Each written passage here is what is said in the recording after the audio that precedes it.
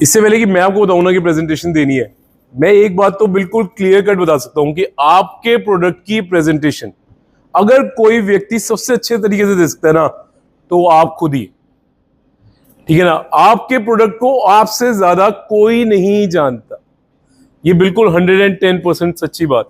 मैं कहूं कि आप अपने प्रोडक्ट के बारे में ऐसे बताओ, ये सब बेकार है। आप ही जानते हो कि वो क्या चीज है जो आप अपने क्लाइंट को बताते हो ना, तो आपका प्रोडक्ट दिखता है। तो इसीलिए आज की ट्रेनिंग में ना मैं प्रेजेंटेशन के ऊपर थोड़ा सा कम ही फोकस दूं वैसे तो, लेकिन ट्रेनिंग जो है बिल्कुल आपको हेल्प करेगी अपने प्रोडक्ट को सही जगह पहुंचाने में। ठीक है जी, रेडी है आप सब? बिल्कुल। आज की जो प्रेजेंटेशन है ना, ये जो ट्रेनिंग है, ये मैंने एक किताब में से ली है। मैं बड़ा ऑनेस्ट आदमी हूं, मैं पहले बताता हूं ये सब थ्योरी कहां से ली हुई है। ये किताब में से ली हुई है। किताब का नाम है the words that shook the world, वो शब्द जिन्होंने दुनिया हिला दी। इसके अंदर कमाल के पब्लिक स्पीकर्स की ना पूरी की पूरी जो मतलब टेक्निक्स थी उसको कवर किया गया अलग अलग तरीके।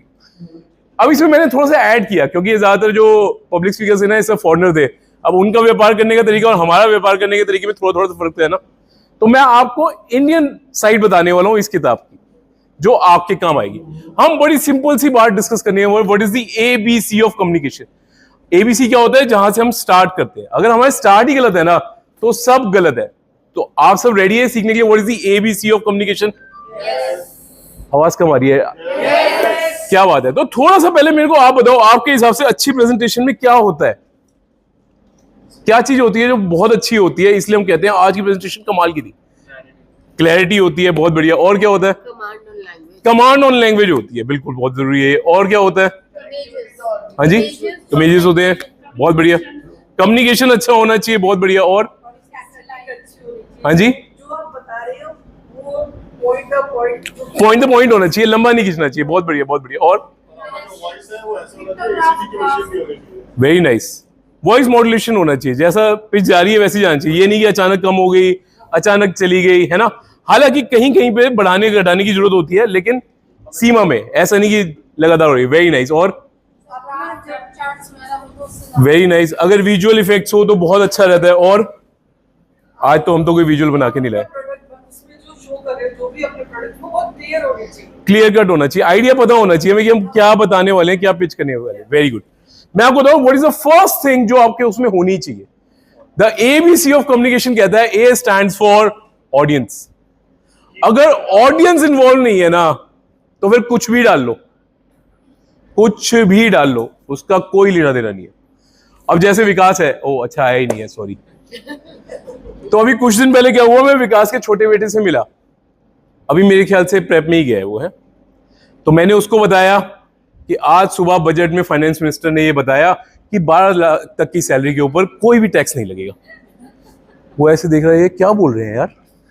मेरे को लगा विकास फाइनेंशियल प्लानिंग करता है, बच्चे को इतना तो आता ही होगा, लेकिन उसको आता ही नहीं था, है ना। तो मेरे को लगा यार ये गलत है। गलत पता है क्या है? ऑडियंस का कनेक्शन नहीं है। कंटेंट अच्छा है, कमांड अच्छी है। फिर मैंने सोचा किसी CA को पढ़ाएंगे, ये बात लगा कि वहां से रिस्पॉन्स अच्छा आएगा। लेकिन मैंने वहां जाके उनको बताया कि 1882 में पहली बार बार्सिलोना के एक शहर के अंदर बजट को पढ़ा गया था। गवर्नमेंट ने पहली बार सोचा कि हम रिटन डॉक्यूमेंट बनाएंगे अपने बजट का। तो जो रिटन डॉक्यूमेंट था उसका उस दिन तक कोई नाम नहीं था, लेकिन उसको एक लेदर बैग के अंदर रैप करके लाया गया, और लेदर बैग को वहां की वर्निकुलर यानी कि लोकल लैंग्वेज के अंदर बजट कहते हैं। इसलिए उस दिन से 1882 से इस चीज का नाम, इस डॉक्यूमेंट का नाम बजट पड़ गया। तो एक्चुअली बजट का मतलब होता है लेदर बैग, राइट। तो उस दिन से पड़ गया। जैसे ही मैंने ये बात कही, सब CA स्टूडेंट से कहा, ओ भाई साहब इससे हमारा क्या लेना देना, तुम ये बताओ कि सुबह फाइनेंस मिनिस्टर ने क्या कहा, राइट। अब आप समझ रहे हैं प्रॉब्लम क्या है? कंटेंट अच्छा है, लेकिन ऑडियंस कनेक्ट नहीं कर पा रही। तो पहली चीज जो हमें चाहिए ना, ऑडियंस कनेक्ट। वो क्या सुनने आए हैं, वो आपके प्रोडक्ट के बारे में क्या जानना चाहते हैं, प्रेजेंटेशन में क्या जानना चाहते हैं। तो पहली चीज इंपॉर्टेंट है audience. A stands for audience. अगर ऑडियंस के मतलब का कंटेंट नहीं है ना, तो सब बेकार है। अब मैं आपको बता रहा हूं, वो आर द बेस्ट पीपल जो हमारे आइडल हो सकते हैं, जिनसे हमें सीखना है कि ऑडियंस से कैसे कनेक्शन बनाते हैं, है ना। वो है हमारे स्कूल टीचर्स। भाई साहब, स्कूल टीचर्स जो होते हैं ना, बेस्ट पब्लिक स्पीकर्स होते हैं वर्ल्ड के, believe it or not, they are the best. आपको क्या लगता है वो क्या करते हैं? 35-40 बच्चों को पढ़ाते हैं, जो बेचारे सुबह सुबह उठते हैं, नहा के धो के आते हैं जबरदस्ती स्कूल में पढ़ने। ऐसा ही होता है ना? आप गलत सोच रहे हो, वो ऐसे स्टूडेंट्स को नहीं पढ़ाते। वो उन 35-40 स्टूडेंट्स को पढ़ाते हैं जो सुबह उठते नहीं है, उन्हें उठाया जाता है, जो नहाते धोते नहीं उन्हें नहलाया धुलाया जाता है और जबरदस्ती स्कूल भेजा जाता है, वो उन्हें भी पढ़ाते हैं। तो मैं आपको कुछ छोटी छोटी टेक्निक्स शेयर कर रहा हूं कि कैसे ऑडियंस के साथ वो अपने कनेक्ट बनाते हैं। हमारी एक टीचर थी, पता नहीं आपके यहाँ ऐसा हुआ था या नहीं हुआ था, आप भी सोचना अगर कोई ऐसी टीचर याद है, वो क्या करती थी, ऐसे बोर्ड के ऊपर लिख रही होती थी। अब जब भी टीचर बोर्ड पे लिख रही होती है ना, उसका चेहरा इधर होता है, तो बच्चों को अच्छा मौका मिल जाता है बातें करने। तो हमारी क्लास में तो बहुत बच्चे बातें करते थे। अब मैडम की समझदारी देखो, मैडम ना यूं लिखते लिखते ही कहती थी, मुझे पता है किसकी आवाज आ रही है। भाई साहब पूरी क्लास चुप हो जाती थी, भले मैडम को पता ना हो। बड़ा जीनियस आइडिया है ना। और एक हमारे सर थे, वो ऐसे हल्का सा चौक तोड़ते थे और यूं बच्चे में मारते थे जिसका फोकस नहीं होता था। उस बच्चे का फोकस छोड़ो, पूरी क्लास का फोकस उस चौक पे चला जाता था कि लगा या नहीं लगा। दे आर द मास्टर्स, कैसे अटेंशन खींचे। आपने कभी देखे स्पीकर आते हैं, वो बोलना शुरू करते कहते am I audible at the back.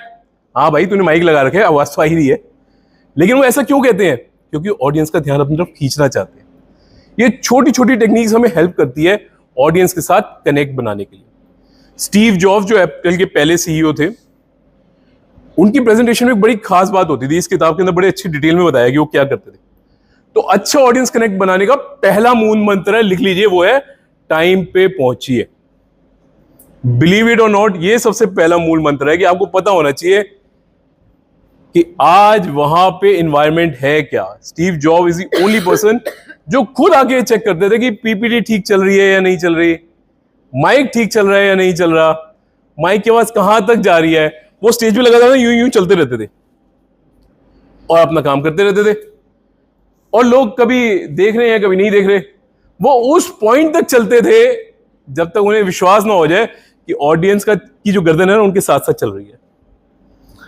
जब उन्हें लगता था हाँ अब सब बिल्कुल तैयार है, अटेंशन आ चुका है, तो वो अपनी प्रेजेंटेशन शुरू करते थे। और हमारे यहाँ क्या होता है अनफॉर्चुनेटली कि सुबह छोड़ो, यहाँ पे प्रेजेंटेशन शुरू हो जाती है, उसके बाद पता लगता है एक स्लाइड चली नहीं रही। अब या तो ऑडियंस से बात कर लेंगे या स्लाइड चला लेंगे। तो पहला की इंग्रेडिएंट है भाई साहब, टाइम पे आइए, है ना। दूसरा इंपॉर्टेंट इंग्रेडिएंट है नो योर ऑडियंस। अपने ऑडियंस को पता होना चाहिए आपको वो क्या सुन सकते हैं। अगर वो सब तो हिंदी भाषी हैं और मैं प्रेजेंटेशन इंग्लिश में बना के लाया हूं, तो मेरे लिए अच्छी है, बस वो रिकॉर्डिंग अच्छी हो जाएगी, उसमें और कोई और बेनिफिट नहीं है, कोई और बात हो नहीं रही है ना, क्योंकि कम्युनिकेशन तो बन ही नहीं रहा, ऑडियंस को पता ही नहीं कि मैं क्या बोले जा रहा हूं। एंड वाइस वर्सा, अगर वहां सब इंग्लिश समझते हैं और मैं प्राउड इंडियन की तरह हिंदी में बोल रहा हूं, तो मैं अपने लिए ही बोल रहा हूं बस, उन्हें कोई मतलब नहीं आप क्या बोल के गए, है ना। तो ऑडियंस को जानना बहुत जरूरी है। तो एबीसी का ए हो गया जी। ए से क्या है? आवाज ही कम आ रही है। ए से क्या है? Very nice. ए से क्या है? ऑडियंस। अब चलते हैं बी पे। B stands for body language. अगर मेरे को देख के लगा कि आज ये ट्रेनिंग देने आए हैं, आधी जंग तो मैं जीत चुका हूं, लेकिन अगर मेरे को देख के लग रहा है कि ये तो बस आ गए, सवेरे जल्दी उठ गए थे, इन्होंने सोचा आज कोई काम तो है नहीं, चलो प्रगति की मीटिंग पे ही होते हैं, तो फिर बड़ा मुश्किल है। तो एटलीस्ट आपके प्रेजेंटेशन के दिन तो ना भाई साहब बॉडी लैंग्वेज ऐसी होनी चाहिए कि आपको देख के लगे कि आज आप यहां पे प्रेजेंटेशन देने आए। तो साल में कितनी बार होता है ऐसा दिन? 12 बार होता है मैडम, 12 बार होता है। सिर्फ हमारी थोड़ी सी मिसकंसेप्शन है ना। बिजनेस लेने वाला ना 40 सेकंड के इंट्रोमर्शियल में बिजनेस ले जाता है, और बिजनेस लेने वाला खाने पे बात करते करते बिजनेस ले जाता है ना। तो इट्स वेरी इंपॉर्टेंट कि हमारी बॉडी लैंग्वेज ना हर वक्त पॉजिटिव हो। ऐसा ना लगे कि आज मैं जबरदस्ती उठ के प्रगति परिवार की मीटिंग में गया हूं। मेरे को देख के लगना चाहिए कि मैं यहां पे नेटवर्किंग करने आया हूं, मैं यहां पे बिजनेस लेने आया हूं। आप में से कितने लोग ऐसे हैं जो आज प्रगति का आईडी कार्ड पहन के आए हैं? कहां है? बाकियों का तो दिख ही नहीं रहा, बाकियों का तो दिख ही नहीं रहा। तो फिर तो ऐसा ही लग रहा है कि वो जबरदस्ती आ गए। कितने हैं जो अपने साथ डायरी कैरी कर रहे हैं, जिनका डायरी है और वो आज लिखने वाले हैं कौन कौन सी रेफरेंस मिलने वाली है? Very nice. तो बाकी तो नहीं तैयारी करके आए। तो जो सोच के ही आया है कि मेरी प्रेजेंटेशन वाले दिन ही मेरे को बिजनेस मिलेगा, तो साल में एक ही दिन बिजनेस मिलेगा, है ना। और जो ये सोच के आया ना कि 12 दिन बिजनेस मिल सकता है, वो 12 बार ले जा सकता है। It's up to you. तो बॉडी लैंग्वेज जो है ना, वो ये डिफाइन करता है कि आज हम क्या करने वाले हैं। क्या मैं यहाँ पे बिजनेस लेने आया हूं, या मैं बस आ गया हूं और मैं सोच रहा हूं कि चल मिल गया तो ठीक है, नहीं मिला तो ठीक है। किसी ने मेरे से विजिटिंग कार्ड मांगा, विजिटिंग कार्ड तो मैं लाया ही नहीं था, तो जो नहीं लाया था वो किसी को कॉन्ट्रैक्ट देने थोड़ी आया, तो घूमने आया हुआ है। और खाना तो आपको पता ही है यहाँ अच्छा मिलता है, राइट। तो ए से हो गया, क्या बोला था मैंने, ए से मैं भूल गया।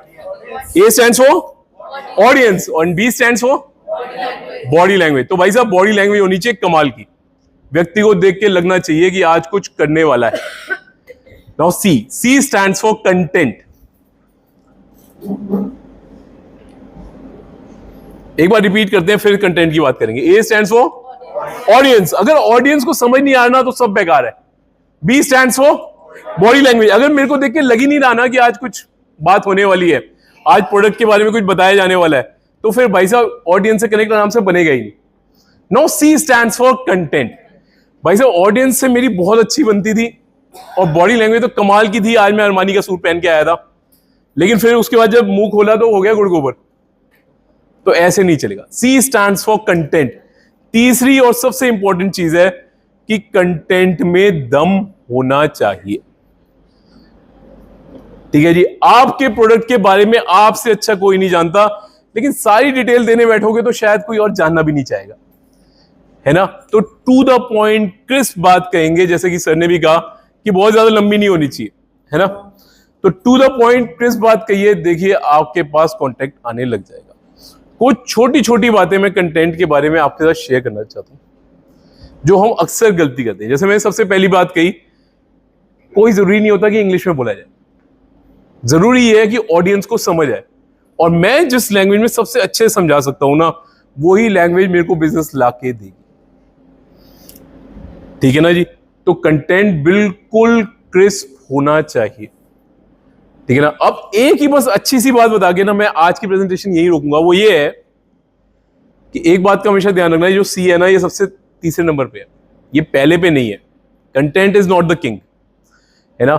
अब जैसे हमारे अरुण जी है, इन्होंने एक प्रेजेंटेशन दी, बहुत बढ़िया थी। इन्होंने बताया था कि कैसे मल्टीप्लिकेशन इफेक्ट होता है, कंपाउंड इंटरेस्ट के क्या क्या फायदे होते हैं। मेरे को बड़े अच्छे से याद है, बड़ी अच्छी बताई। और एक बात बताऊं आपको, उससे अच्छा कंटेंट ना यूट्यूब पे पड़ा था, है ना। तो यूट्यूब वाले को बिजनेस आना चाहिए, अरुण जी को क्यों आ रहा है? क्योंकि इनके पास ना पहले 2 पॉइंट से यूट्यूब के पास नहीं है, वो है audience connect and body language. वो स्टोरी ना शायद सर ने भी उससे यूट्यूब से ही देख ली हो, उसमें कोई बड़ी बात नहीं है, लेकिन वो जो पहली 2 चीजें ना, उस पर काम करने की बहुत जरूरी है। ऑडियंस के ऊपर आपका कनेक्ट होना चाहिए। अब जैसे देखो, मैं आया, मैंने विकास के ऊपर जोक मारा, विकास बैठा ही नहीं है। अगर मैं टाइम पे आया हो तो मैं नजर मार ली होती कौन कहां बैठा है, तो कितना बेहतर हो जाता, है ना। ये इसलिए हुआ कि अब मेरे को सर ने आते ही कह दिया प्रेजेंटेशन दो, मैं तो सोच रहा था देखूं कौन कौन बैठा है। विकास लेट भी नहीं आएगा आज। राइट, तो जोक शिफ्ट करना चाहिए था मेरे को किसी और के बच्चे पे, चलो कोई बात नहीं। राइट, सो थर्ड पे आता है कंटेंट। तो इसके ऊपर इतना ध्यान देने से अच्छा है कि पहली 2 चीजों पे ध्यान। लेकिन हाँ, कंटेंट की इंपॉर्टेंस है, वो इंपॉर्टेंस ऐसी है कि भाई साहब आपको वो याद होना चाहिए। अब कल ही की बात है, आप देख लेना, यूट्यूब पे वीडियो भी डली हुई है। एक सर थे जिनकी कल प्रेजेंटेशन थी, मैं तो सोच रहा था उनको बहुत अच्छा एक्सपीरियंस है, तो यहां खड़े होके उन्होंने हमारे सामने ढूंढा कि फाउंडिंग डेट है हमारी, हाँ 20 अप्रैल। अब उनको यही याद नहीं था। अब जो चीज उनको याद नहीं है वो आपको याद रह जाएगी। मैं तो एक एग्जांपल में सबको बताता हूँ कि क्या है कि मैं कार एक्सेसरीज का काम करता हूँ, वो बहुत सारी रेंज है, इतनी रेंज है कि अक्सर मेरे को भी याद नहीं रहती। कई बार तो कस्टमर कहता है अच्छा इस गाड़ी के लिए और क्या मिल जाएगा, 4-6 आइटम बता के कहता हूँ मैं, बस यही होता है।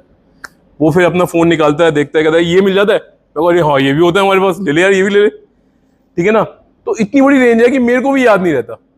अब सोचो कि मैं आज ही व्हाट्सएप ग्रुप के अंदर अपनी पूरी कैटलॉग डाल दूं 2000 पीसेस की, तो क्या आप लोगों को याद रहने वाली है? मैं तो कह रहा हूं कोई देखेगा भी नहीं, ठीक है ना। तो ये बात बिल्कुल लिख लो मेरी तरफ से कि प्रेजेंटेशन आपको याद होनी चाहिए। अगर आपको याद नहीं है ना आपकी प्रेजेंटेशन, तो किसी को कोई मतलब नहीं। यहां मैं अक्सर देखता हूं कि लोग ना इतना सब लिख के लाते हैं, यहां लिखा होता है, इतना लिखा होता है कि उन्हें खुद याद नहीं रहता क्या क्या लिखा हुआ है, उन्हें खुद यही देखना पड़ता है। हाँ अच्छा ये भी बताना रह गया, चलो ये भी बता देते हैं। ये सब करके कोई फायदा नहीं, टू द पॉइंट लिख के लाओ जो आप खुद याद करके रहो, है ना। सो ऑडियंस से कनेक्शन बनाए रखो, उसके लिए जरूरी है कि कंटेंट याद करके आओ, क्योंकि या तो मैं आपकी तरफ देख सकता हूँ या कंटेंट की तरफ देख सकता हूँ, और यहां खड़े होकर ज्यादातर लोग कंटेंट की तरफ ही देख रहे होते हैं। वो भूल जाते हैं कि कंटेंट तीसरे नंबर पे है। पहली दो इंपॉर्टेंट चीजें हैं जो हमें बना के रखनी है। अगर ये दो बना रखी होगी ना तो दो चार चीजें भूल भी जाएंगे ना, तब भी कोई बात नहीं, हम वहां से बिजनेस ले जाएंगे। एक बार फटाफट रिपीट कर लेते हैं। क्या था ए से? आवाज तो थोड़ी कमी चल रही है अभी ना। ए से, बी से, एंड सी से। So that was my time. Thank you very much.